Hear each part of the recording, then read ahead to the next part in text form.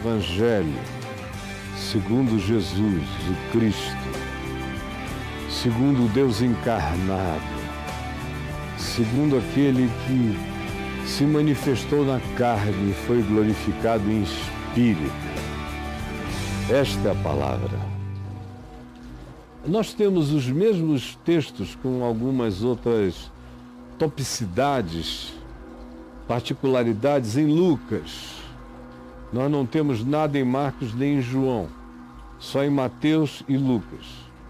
Em Lucas nós temos a narrativa do censo, de como não havia lugar para eles em Belém, como tiveram que procurar no fim uma gruta de pastores e como o menino nasceu na emergência, sem nenhum acolhimento, e foi deitado numa manjedoura, num lugar para alimentação de animais.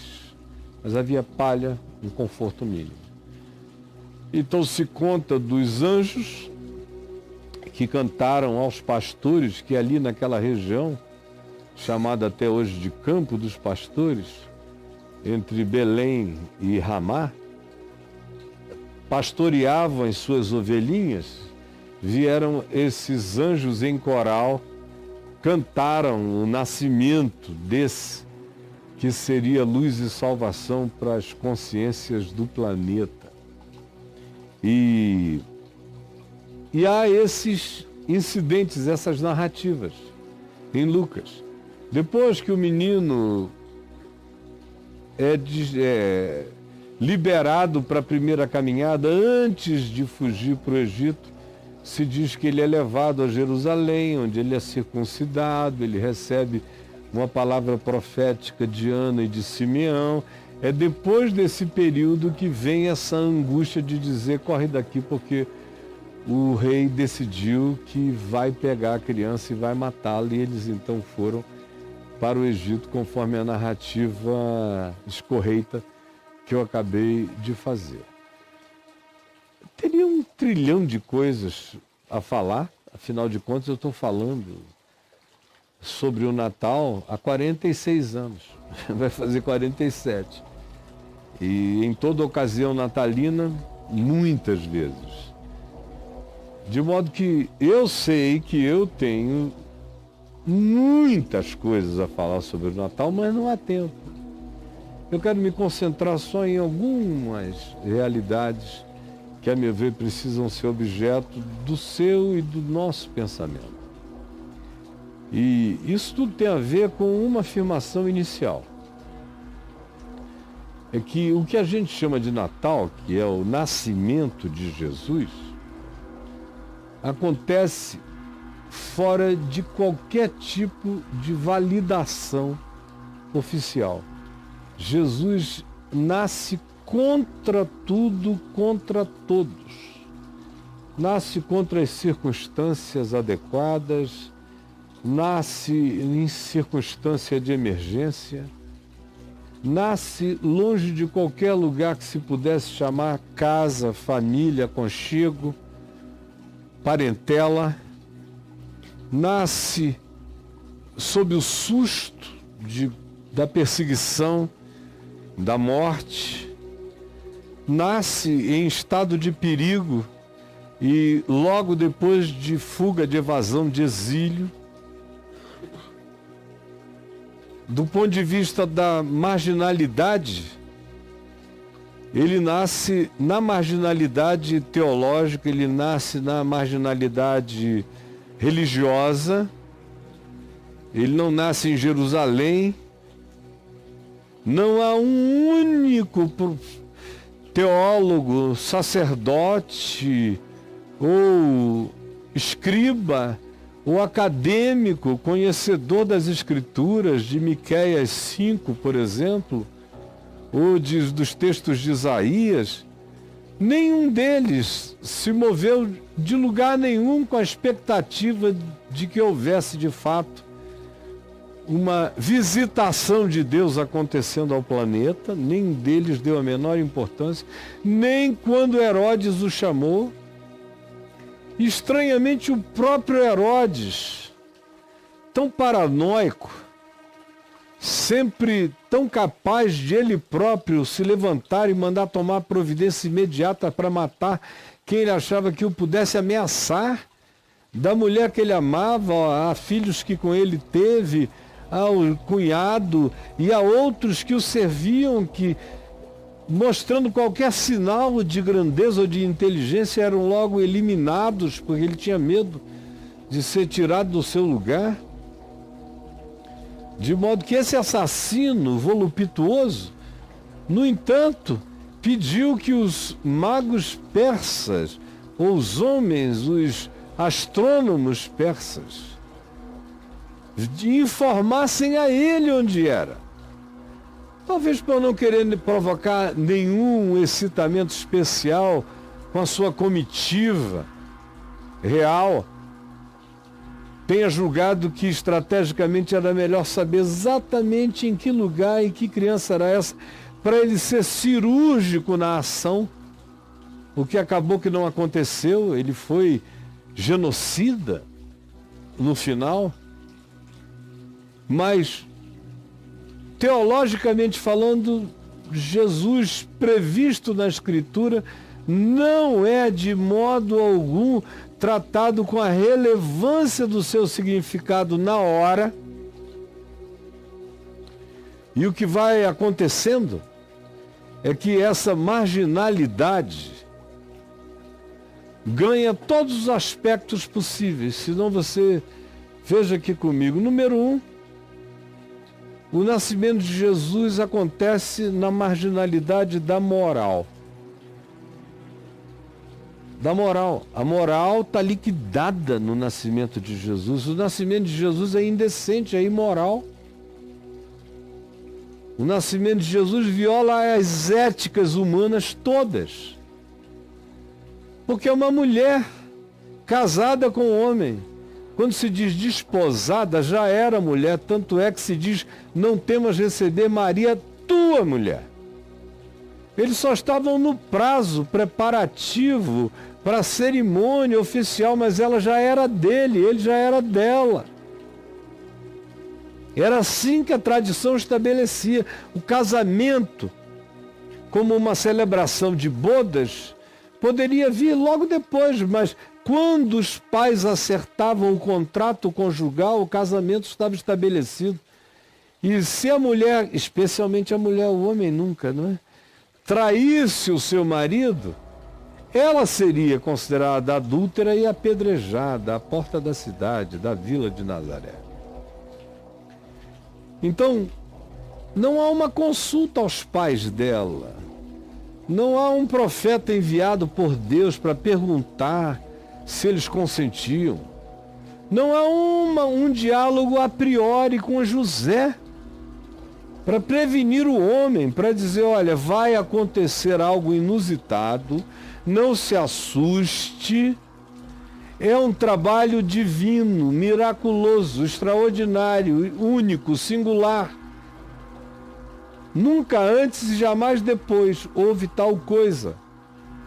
E será seu o privilégio responsável de cuidar dessa manifestação singular e absoluta de Deus. Não.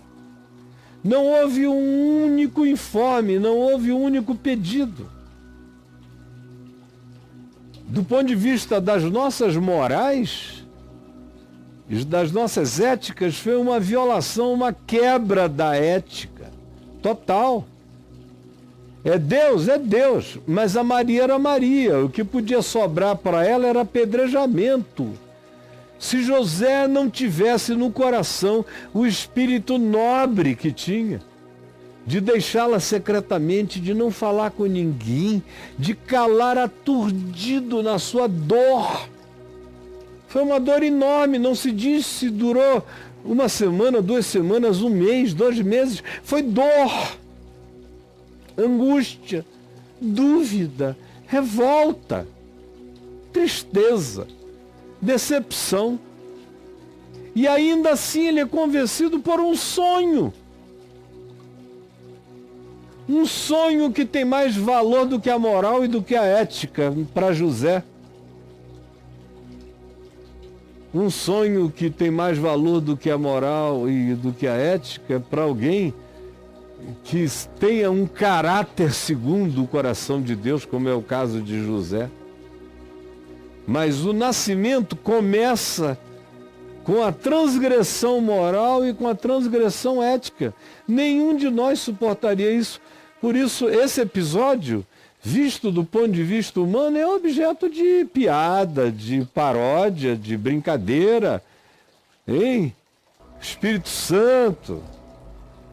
Foi obra de Deus. Foi obra de graça. No interior do Amazonas se diria, foi o boto. Foi o boto que pegou a menina. Lá em Israel, o que se diria? Nada. Foi adultério mesmo. Gravidez sem pai assumido vai ser sepultada com pedra. Olha o risco divino ao engravidar uma mulher sem pedir permissão, sem avisar a ninguém. Então a primeira marca de entrada de Jesus no mundo já é um questionamento das morais estabelecidas, das tradições formalizadas. Ele já chega relativizando tudo aquilo que a gente chama de moral afirmada, seja escrita, seja tácita. O Natal carrega de saída esse signo da transgressão em favor da vida. O Natal é marcado pelo signo da transgressão. Já desde antes do menino nascer, ele é assim desde a sua concepção. Isso deveria nos fazer pensar um monte de coisas da nossa vida, dos nossos juízos, dos nossos julgamentos, nos nossos vaticínios, nos nossos apedrejamentos. O Natal questiona o nosso juízo apedrejante e nos manda entrar em estado de tolerância silenciosa, porque nós não sabemos o que se passa entre uma mulher e Deus, entre um ser humano e Deus, entre José e Deus, entre Maria e Deus. Portanto, recolham os seus juízos. Calem a boca. É o grito inicial do Natal, cale a boca. Deixem Deus ser Deus para as pessoas. Segunda grande distinção é essa soberania de Deus usando os eventos seculares do universo chamado secular e pagão para realizarem a vontade de Deus sem que ninguém saiba, sem que ninguém perceba, porque César, o Augusto, decidiu naqueles dias mandar fazer um recenseamento no império todo. Aonde Roma sambarcava, ele queria saber quantos eram. E foi por isso que ele ordenou que cada um fosse à sua terra natal, se registrar para o recenseamento. E foi essa soberania de um decreto assinado em Roma por um perverso que deslocou Maria e José de Nazaré para Belém para se cumprir uma profecia que César ignorava. Mas a mão de César, a mão louca de César Augusto, a mão narcisista, a mão caprichosa, estava assinando um documento que moveria Maria e José de Nazaré para Belém, para se cumprir a profecia. Vocês vejam como, às vezes, para além de tudo que seja expectação ou compreensão humana, existem ações de loucos inconsequentes que, por mais caprichosas que sejam, acabam trabalhando também com todas as demais coisas para o bem daqueles que amam a Deus para cumprir a profecia que eles próprios ignoram. Ou seja, o que o Natal ensina é que não existem poderes grandes nem poderes pequenos. O que o Natal ensina é que existe uma soberania acima de todos os arrogantes da terra. A terceira coisa que a gente observa de saída é a manifestação de Deus sem pedir consentimento religioso de nenhuma natureza. É Deus agindo fora da religião. O nascimento de Jesus é um libelo da liberdade de Deus contra o confinamento religioso. Jesus nasce no desprezo de Belém, numa gruta. Nasce sem nenhum tipo de expectação religiosa, sem nenhuma comoção de natureza sacerdotal, profética ou religiosa de nenhuma natureza. E mesmo quando os magos chegam e que Herodes pergunta, existe isso? Eles vieram, os acadêmicos da religião, e disseram, existe sim. E leram o profeta Miqueias, capítulo 5, está aqui. É em Belém. É da descendência de Davi, que era de Belém, que nascerá o Cristo. E voltaram para casa. Conheciam a profecia, sabiam onde estava o texto, conheciam a sua interpretação, sabiam tudo os homens da religião, só não tinham nenhuma ação, nenhum interesse de ir e se dobrar diante da revelação. A revelação era para ficar contida no livro, nos rolos, no templo, no culto, na casa de Deus, enquanto Deus nascia numa gruta, numa manjedoura, fora da arquitetura da religião. É tão explícito, é tão óbvio. Em quarto lugar, enquanto a religião sabe tudo, tem a informação, tem o livro, entende a profecia, conhece o lugar e não tem nenhum interesse de se curvar, de obedecer, de adorar, porque a loucura da religião é essa, é saber acerca de Deus sem Deus que mude a existência, que bote o indivíduo no caminho da adoração, do quebrantamento, da obediência que se curva. A religião gosta da prevalência informativa contra a ignorância de outros, mas ela própria não anda na direção de se curvar no lugar humilde aonde Deus está. Porque eu sou manso e humilde de coração. Não.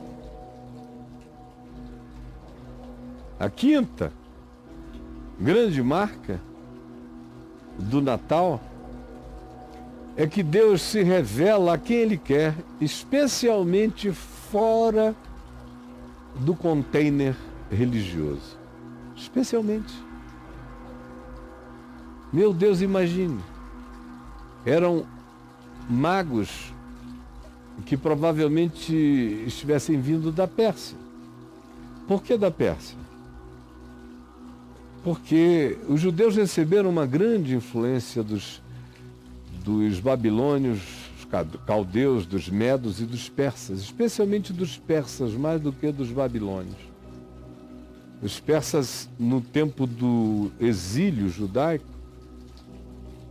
os persas foram os dominadores dos judeus no exílio, os mais inteligentes, os mais poderosos, os mais cultos, os mais científicos, os mais espirituais, eles sofreram e sofriam e carregavam a benfazeja, a influência de Zoroastro, que dos sábios da antiguidade foi um dos mais iluminados, ilustrados e interessantes.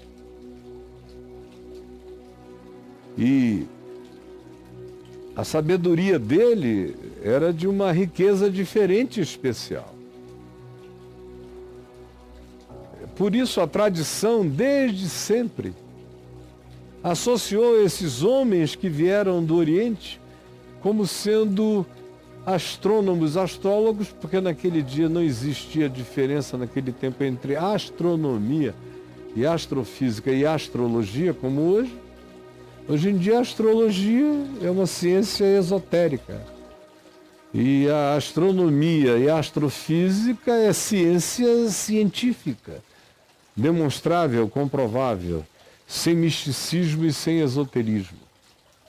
Mas naquele tempo não se fazia distinção entre isso. Eles tanto eram astrônomos dos movimentos celestiais, dos solstícios, todos os solstícios, e compreendiam o movimento estelar como pouca gente. Na antiguidade se discerniu muito mais os céus do que a gente possa imaginar, tanto quanto eles carregavam no coração também a impressão de que os movimentos celestes podiam ser lidos como uma carta histórico, existencial, do que poderia acontecer com certos indivíduos especiais. A astrologia do passado não era essa a granel do presente. No passado, a astrologia se dedicava especialmente ao que podia acontecer em eventos, em adventos de nascimento de pessoas que podiam mudar a história da civilização. Havia esse foco mais grandioso na astrologia antiga do que apenas um brincar de vamos ver qual é a tua hoje. São esses homens que não sabiam nada de escritura, nunca tinham lido uma página de Isaías, de Jeremias, de Miqueias. Não sabiam nada de coisa alguma. Sabiam dos judeus. Afinal de contas, os judeus tinham estado entre eles como escravos. Mas já tinham saído de lá há mais de 300 anos. Tinha quase já um Brasil de intercorrência entre a presença dos judeus e o que estava acontecendo agora. De modo que não havia muitas informações, quase nenhuma. Eles, de fato, surtaram na certeza de que estava acontecendo algo extraordinário e que isso se daria na terra dos judeus. E que esse ser especial seria o grande rei dos judeus. E andam dias, meses, com as suas caravanas, nessa viagem louca, sem Bíblia, sem escritura, sem profeta, sem informação, seguindo a natureza e a intuição, até que chegaram em Jerusalém e começaram a perguntar: escuta, nós estamos vindo de longe, estamos vindo do Irã a pé, em camelos, há meses, porque estamos seguindo uma estrela que na nossa interpretação, ou seja, na voz do nosso coração, está nos dizendo que ela sinaliza o advento do nascimento do rei dos judeus. Onde é isso? Eles foram para a capital, que é Jerusalém, mas Deus não é Deus da capital. Deus é Deus de uma gruta em Belém e não da capital. Eles foram ao rei, mas Deus não é Deus do rei. O rei é o Deus de si mesmo e odeia Deus e odeia qualquer um que possa abreviar a sua longevidade no poder.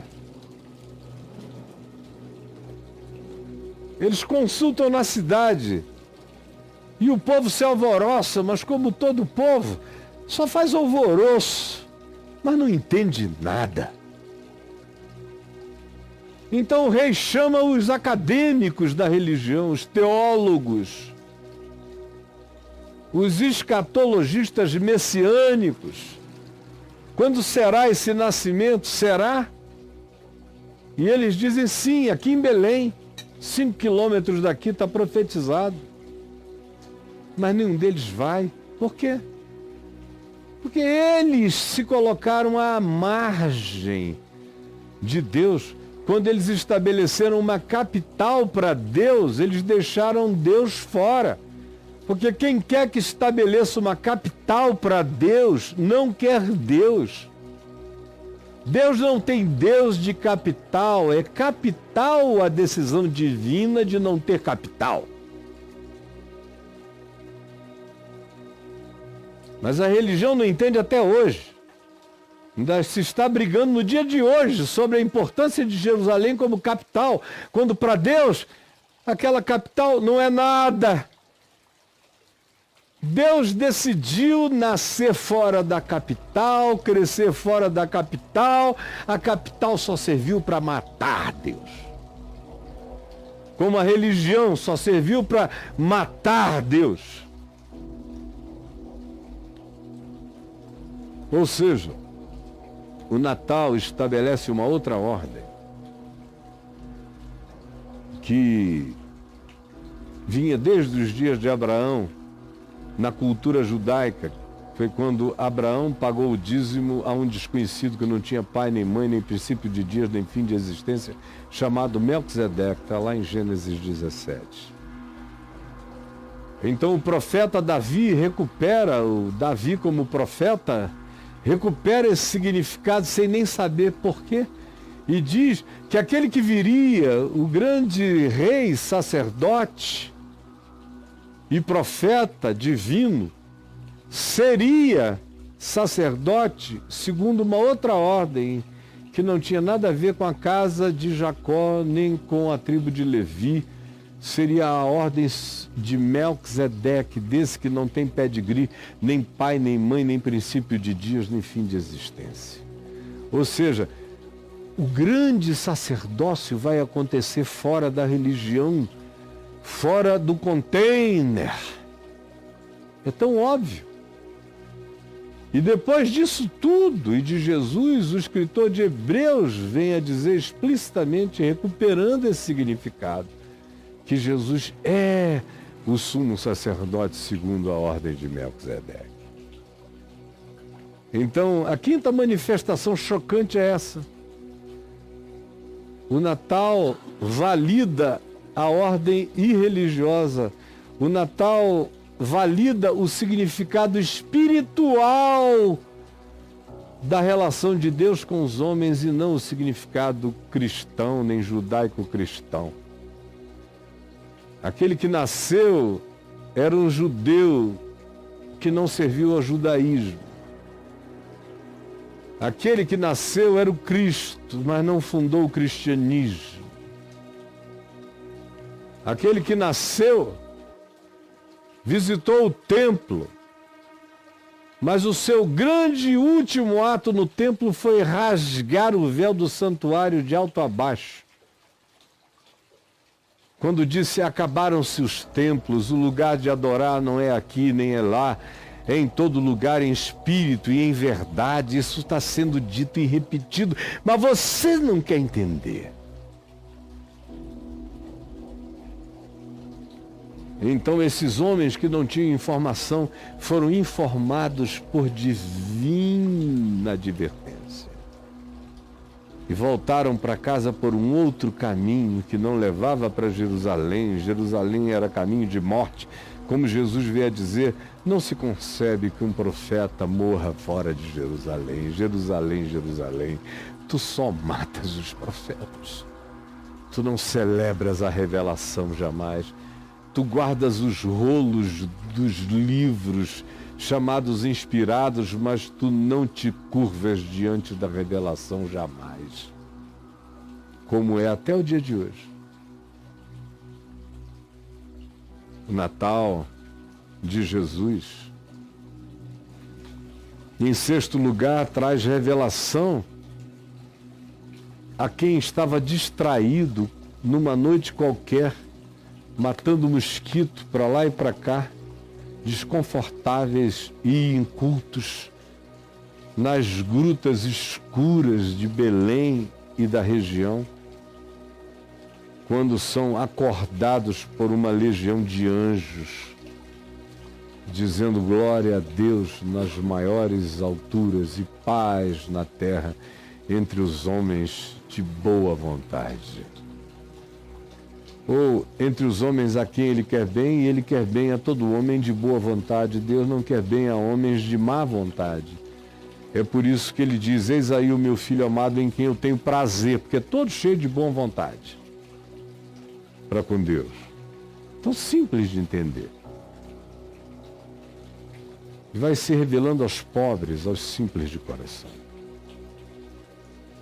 E como eu disse, eu podia falar para sempre. Mas eu vou ter que parar aqui. Apenas para dizer que se você quiser entender qual é o Natal raiz, o Natal raiz carrega esses significados e mais. A certeza de que os entes desse conhecimento, dessa percepção, dessa convergência de revelação, como era o caso de Jesus, Maria e José, já serão por divina advertência chamados a saírem do lugar do escopo da religião e se afastarem disso. E aí, olha a ironia desse Natal. Moisés, que é o homem da lei, é o xerife do Decálogo, Moisés tinha tirado o povo de Israel do Egito, supostamente para a terra de Canaã, onde ele não entrou, foi Josué que introduziu esse povo. E agora, já lá neste lugar, há muitos anos, há praticamente 1.500 anos, o movimento é oposto. O movimento é: sai da terra de Israel e vai te refugiar no Egito. Vejam como até no Natal essa ordem é invertida. A ordem religiosa de Israel vai do Egito para Canaã, que vira Israel. A ordem de Melquisedeque manifesta em Cristo tira Jesus de Israel e o leva para o Egito. O Egito era mais seguro para Deus do que a terra da religião. Está tudo invertido. Eu podia ir mostrando o Natal como antítese religioso e cristão, e seria chocante, você só não vê se você não quiser. Mas o Natal é esse chamado para a gente já antecipar a Nova Jerusalém, essa cidade lá de Apocalipse 21 e 22, que tem portas abertas para todos os lares, todos os lugares do mundo, para todos os povos, rações, nações, etnias,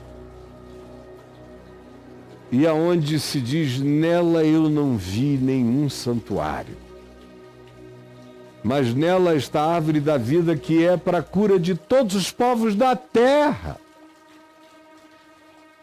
E o episódio em si do Natal já traz gente que nós não poderíamos nem conceber, como esses homens do Oriente.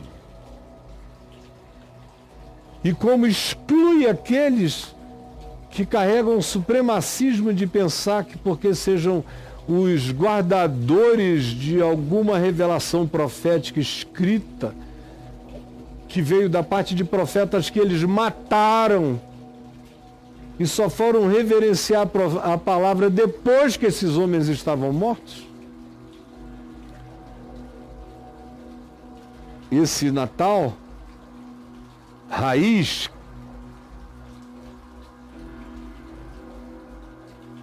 antecipa a Nova Jerusalém, antecipa a cura dos povos, antecipa a ordem de Melquisedeque, antecipa a inversão de significados, nos diz que aquilo que é importante para os homens é a abominação diante de Deus, como Jesus viria a dizer depois, segundo o registro de Lucas. Ah, minha gente, essa coisa simples que eu acabei de dizer, que está plantada em mim desde que eu praticamente me converti. Eu só conseguia ver o Natal assim, eu nunca vi diferente. Eu espero em teu nome, Jesus, que hoje essa palavra ilumine, liberte, tire as ilusões e as mentiras ensinadas pelo fermento dos fariseus e pelo fermento de Herodes, pela infiltração dos fariseus e pelas infiltrações, pelos inchaços mentirosos dos fermentos religiosos, políticos e da presente ordem de coisas. Ajuda-nos a ver que te seguir é quebrar com esses padrões todos, é ir se exilar entre estranhos, porque o perigo mora em casa. Ajuda-nos a compreender esses significados e a nossa mente vai mudar a sua interpretação da vida. É o que eu te imploro hoje, em nome de Jesus. Amém e amém.